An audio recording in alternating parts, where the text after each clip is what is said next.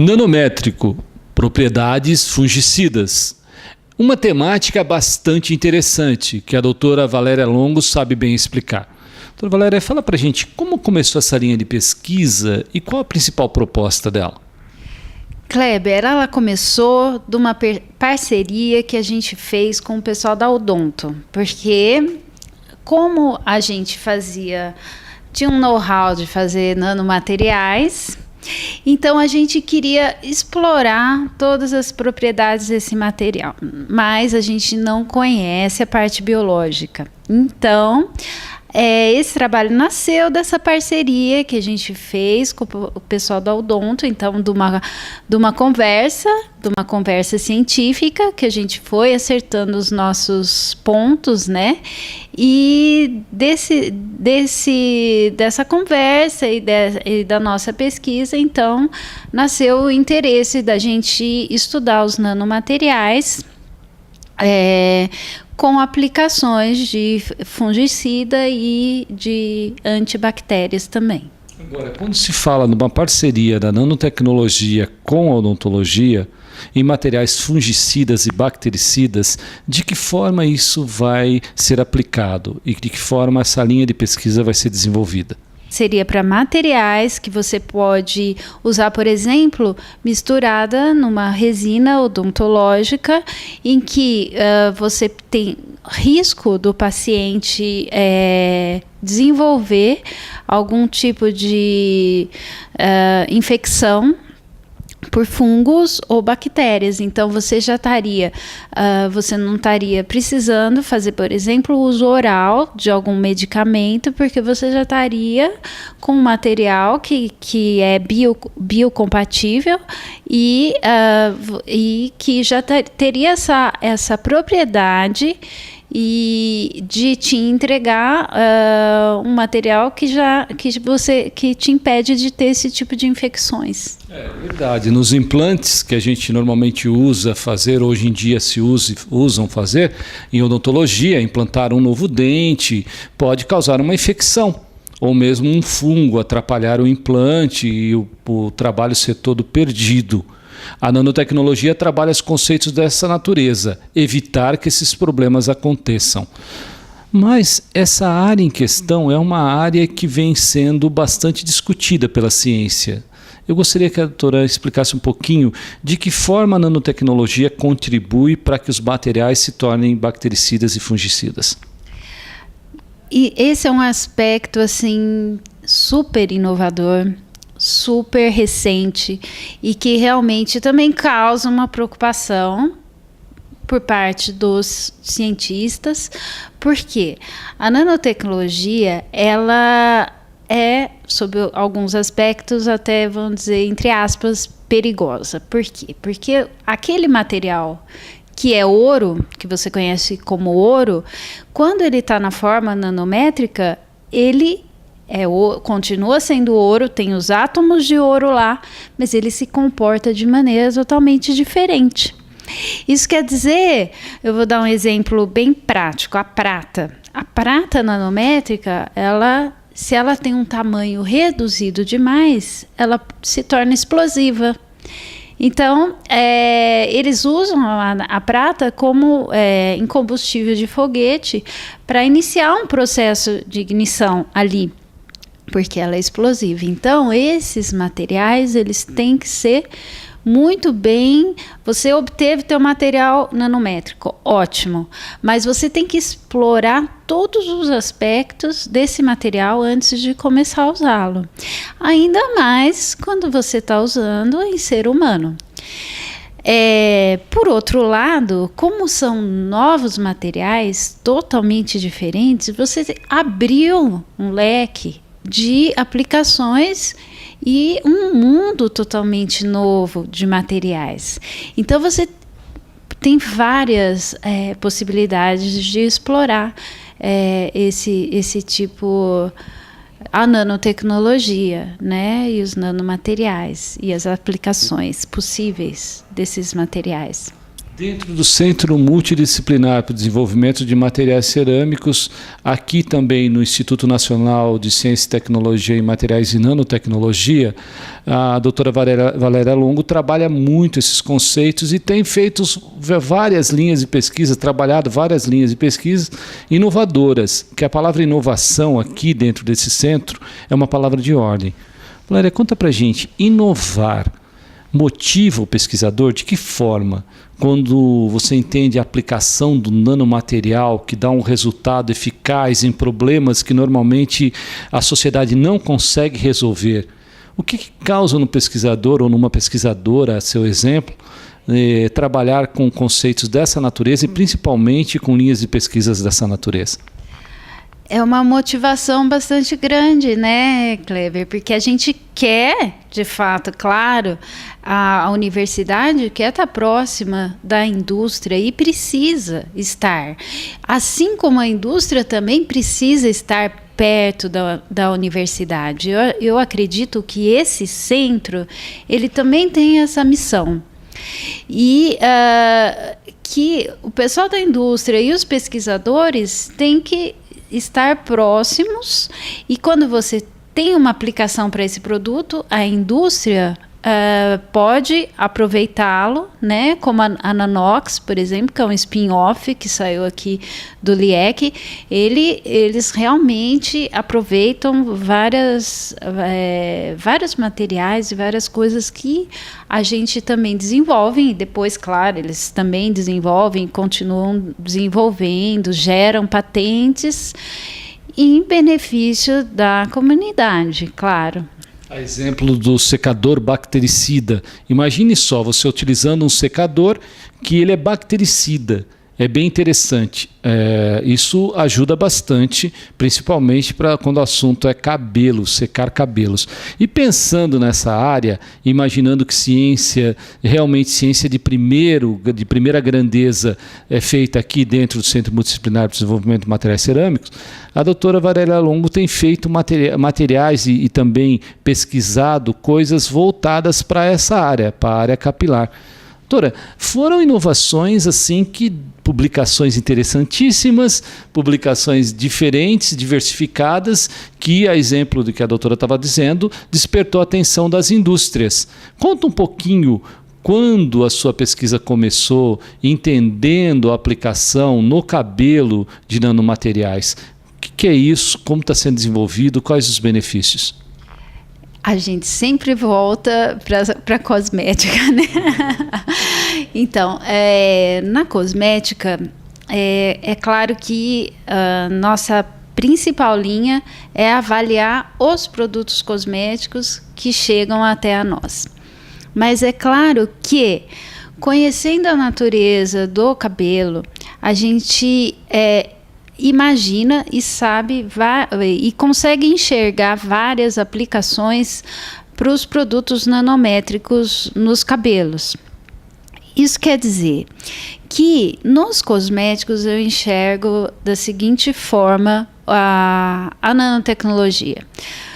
Para os cabelos em si, por exemplo, se você tem uma tinta que consegue atingir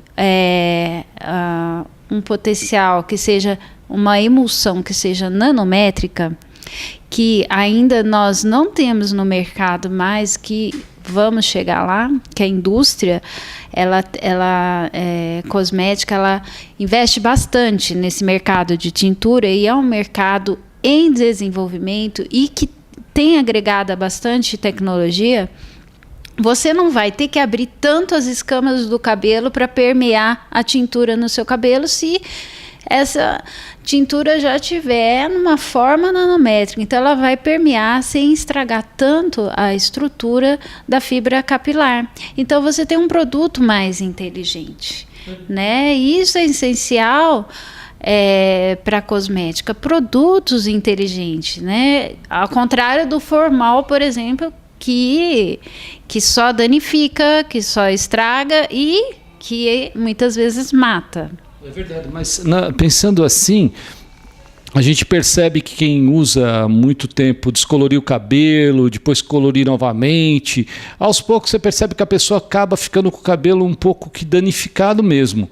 O cabelo que era bonito inicialmente, de tantas tinturas, descolorir, colorir e usar produtos dessa natureza, acabam estragando, depauperando, dilacerando o cabelo.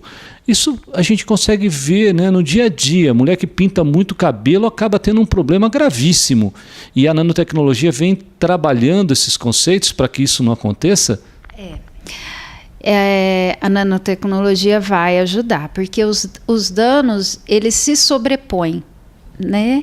Então você tem o dano por tá atingindo várias vezes, você tem o dano por se expor à radiação UV, você tem o dano por se expor à água do mar, da piscina, secador, com temperatura muito alta, chapinha com temperatura super alta. Então são vários danos que se juntam para dar um dano maior, e eles vão se acumulando. Depois, por isso que a gente vê hoje em dia, quando a gente liga a TV, a gente vê tantos produtos cosméticos para reparação, né? Inclusive com a tecnologia nanométrica. A verdade é que a nanotecnologia também ajuda na parte do outro lado da moeda, que seria reparar os danos causados por essa gama, né, de fatores que vão estragando a saúde dos cabelos. Agora, foram vários e vários artigos publicados em periódicos nacionais e internacionais, em papers, que a doutora Valéria Longo esteve presente e está presente. São muitas publicações. Hoje, esse nome Valéria Longo, doutora Valéria Longo, já é conhecido internacionalmente. Doutora, quantos artigos publicados, quanta coisa publicada? Conta alguns deles. Em que periódicos, em que papers, em que momento a doutora publicou ciência feita aqui no Brasil? Kleber, o mais recente que a gente publicou foi num periódico que faz parte do grupo Nature, de uma pesquisa que aqui, made in Brasil, né? Então é uma revista muito difícil de brasileiro publicar, porque a pesquisa brasileira é inovadora, é muito criativa. O brasileiro, ele faz muito com pouco. E você vai lá fora, você tem um monte de equipamento, você tem condições, você tem dinheiro, e às vezes eles não fazem tanto. Muitas vezes fazem, claro, mas não fazem tanto como o brasileiro, que tem essa criatividade toda. Então, foi uma grande, né, um grande passo a gente conseguir publicar nessa revista. E a gente só publicou nessa revista porque o assunto é totalmente novo. É um fenômeno que nunca ninguém tinha visto até então. Que você tem um cristal, que é um cristal de tungstato de prata, e quando você irradia com elétrons a superfície desse cristal, você libera prata metálica que nasce como se fossem uns fiozinhos na superfície. E esse material, a gente já viu que ele tem muita potencialidade para várias aplicações, uma delas, inclusive, bactericida e fungicida.